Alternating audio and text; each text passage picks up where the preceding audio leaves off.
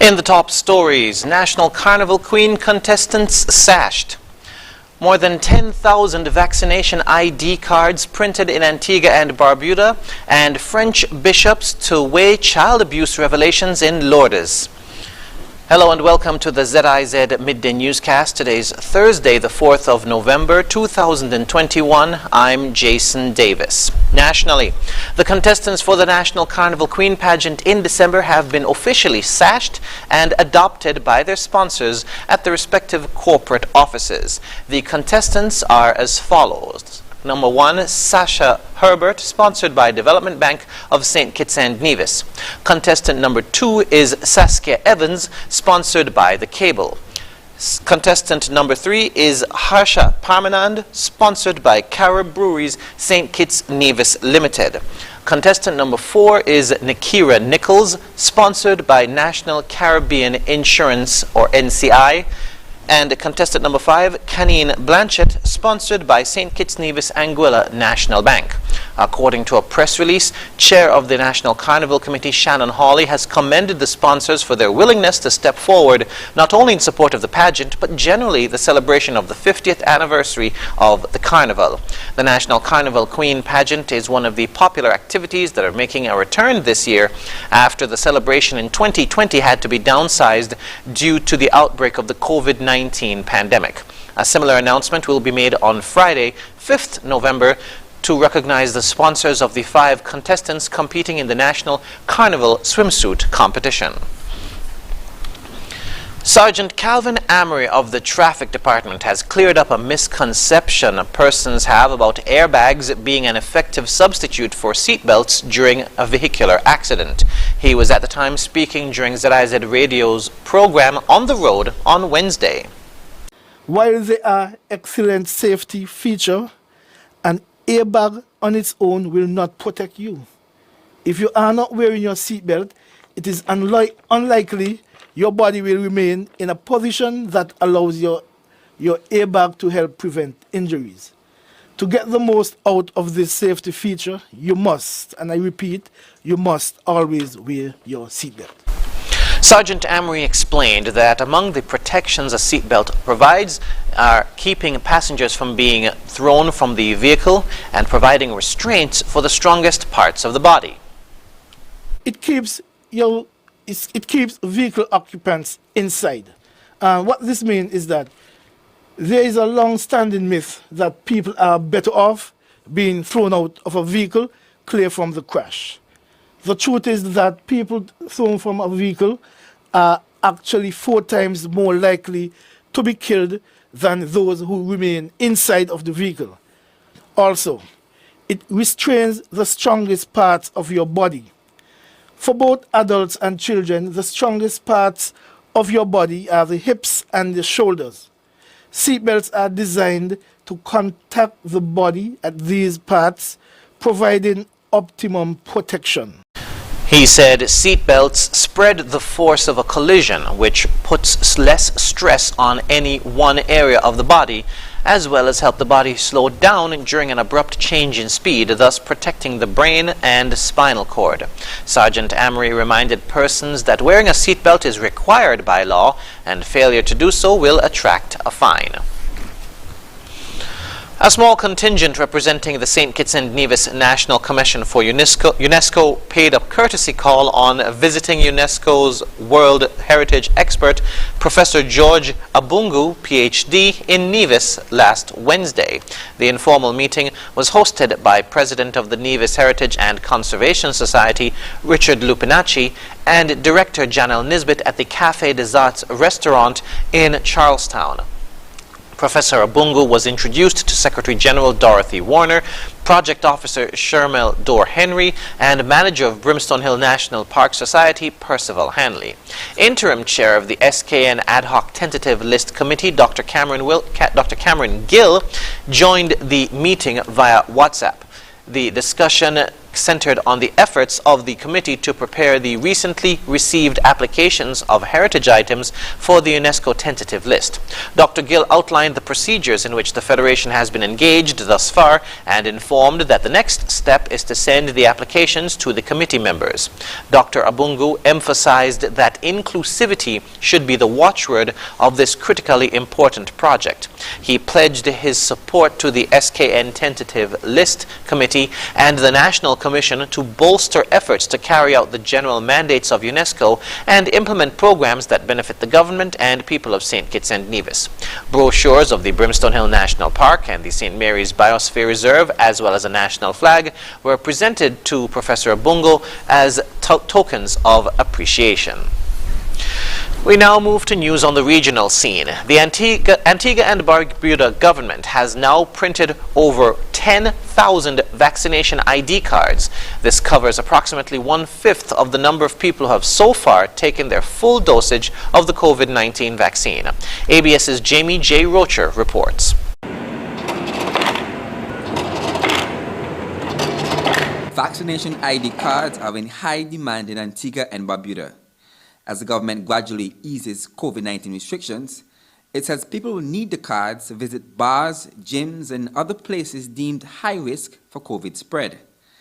The small group of workers printing the cards are working long hours to clear a significant backlog. The country's COVID vaccination program began April this year, and over 50,000 fully vaccinated people are eligible to receive the new ID. Michelle Warner-Morris heads the printing team, which began their operations at the Multipurpose Center September. They've since moved to an off-site location. Warner-Morris explains initially the workers who verified the information also created the cards. We added a smaller team, which is now the front-end team, and they are responsible for pulling the information from the emails, vetting them, correlating them on the spreadsheet, and then that sheet is handed off to the back-end team, who then now just creates the cards. As at November 2, the team has printed more than 10,000 vaccination cards, with the daily capacity increasing steadily. They say they can now print approximately 500 cards daily. We have 5 new licenses, so we have added an additional 5 persons down at the Multipurpose Center. Yesterday they began training, which went very well. She says the goal is to increase the daily output to between 1,000 to 1,500. To get your ID card, you can email a front and back image of your vaccination certificate, a photo of a government-issued picture ID, and a passport-sized digital photo to getvaxcard at ab.gov.ag. You can also register physically at the Multipurpose Center, which is also the card collection site. Warner-Morris is asking the public for their patience as the team try to make the process as smooth and efficient as possible. Jamie J. Rocher. On Wednesday, the Guyana government's plan to further expand the country's regional hospitals to accommodate COVID-19 patients was revealed by the local Minister of Health, Dr. Frank Anthony. More in this HGP Nightly News report. While there has been a marked decrease in new COVID-19 infections, hospitalizations and deaths as expressed by the Minister of Health, Dr. Frank Anthony, on Tuesday, the government continues to make provisions for any future upsurge in cases. This was revealed during Wednesday's daily COVID-19 update. So in Region 1, we have a section of the Mabaruma Hospital that can accommodate COVID-19 patients. We also have at Port Kaituma a section of that hospital that is dedicated to COVID-19 patients. Since last year, dedicated one of the buildings within the compound of the Saudi Hospital for COVID-19 patients, and we have been able to repurpose that to make sure that we have adequate ventilators and oxygen supply. Meanwhile, the West MRO Regional Hospital has also been expanded to respond to the high rise in COVID-19 cases in that region. We had extended the COVID isolation for West Demerara because, as you can see, currently we have a number of cases in Region 3, and we want to ensure that we have the right capacity to take care of those patients. Works are also ongoing at the Mycone Cottage Hospital in Region 5 to create an ICU space, while another building has been repurposed to cater solely to COVID patients. Similarly, at the Linden Hospital Complex, Mahdia and Bartica Hospitals, capacity has been built to cater for COVID-19 patients. On another note, it was conveyed that COVID-19 cases have also decreased in workplaces since most of the staff are vaccinated. At present, 383,943 adults have received the first dose of a COVID-19 vaccine, while 247,822 adults have received both doses. With regards to adolescent vaccination drive, 27,587 adolescents have received the first dose of the Pfizer shot, while 18,521 adolescents have received both shots. For the HTP Nightly News, Kendall Richmond.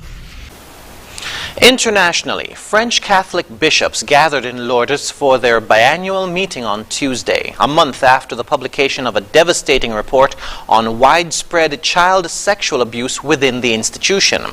For a week, the 120 members attending the meeting will discuss the findings highlighted in the report published on October 5 and devote almost half of their work to the fight against violence and sexual assault on minors. More in this France 24 news report. Bishops of the Catholic Church are gathering in Lourdes for their biannual meeting 1 month after the publication of a devastating report on widespread child sexual abuse within the institution. The investigation found that an estimated 216,000 children had been victims of abuse from the clergy since 1950. This rises to 330,000 children when including sexual crimes committed by laymen working for the Church. During 7 days, the some 120 members at the meeting will discuss the findings highlighted in the document. I believe that there is no taboo question. This question of compensation, which is a matter of justice, as you say, this question will be addressed. Knowing that, we must think of the victims for whom the statute of limitations has expired, and therefore they will not have criminal justice, since the cases are statute barred. How can the Church work to recognize these people and to do them justice? The bishops have begun paying compensation. We wanted them to be the first to pay out. Maybe in the next few weeks, I think we will be in a better position to give the figures. It's starting to cost several €100,000. The eventual decisions taken over the next few days will be submitted to a vote from the bishops on the 8th of November. And now for the weather. Present weather is cloudy skies with light showers. Winds are a light breeze of 5 miles per hour from a northerly direction. The temperature for today is 27 degrees Celsius or 86 degrees Fahrenheit. Seas are moderate with waves of 4 to 6 feet. The weather forecast for St. Kitts and Nevis today will be partly cloudy with a few cloudy periods and a 40% or moderate chance of showers. Tonight will be partly cloudy with a 20% or slight chance of showers. Sunset today will be at 5:38 p.m., sunrise tomorrow at 6:11 a.m. And that brings us to the end of the ZIZ Midday Newscast. Join us this evening for these stories and more in detail. Thank you for tuning in. I'm Jason Davis.